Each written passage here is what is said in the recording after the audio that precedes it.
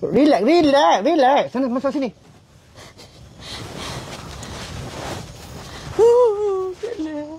Relax je, Datuk relax je.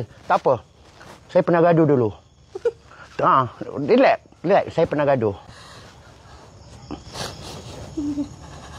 Jangan main-main dengan aku, kena.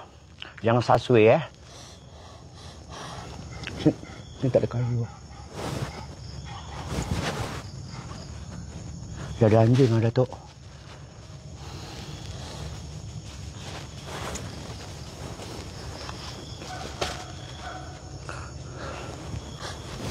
Relax. Datuk relax. Datuk relax.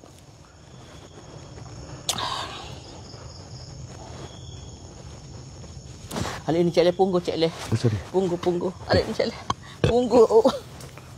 Dah Cik Le ni ketung. Tak kentut. Tak ada punggu lagi tu. Sorry. Minta maaf. minta maaf. Tak apa.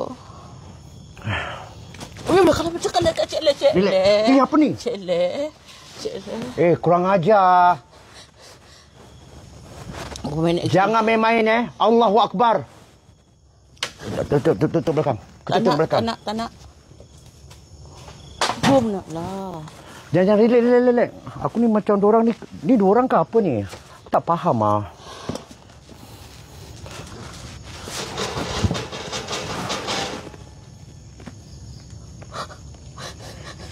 Ni main-main. Ni bukan orang, ni bukan hantu. Hantu tak ada kat sini macam gini. Ni kat luar. Jauh tadi jalan. Jauh kita masuk ni.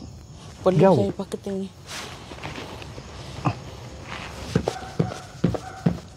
Melata babi. Lah aku tak hilang dah. Relax je. Relax gua mana Cik Le mai bagai-bagai ni. Aku dapat aku rembat. Saya apa datang kita rembat. Okey? Jangan main-main dengan aku. Kalau aku rembat tau. Pasal tak ada torchlight susah. Tak boleh nampak.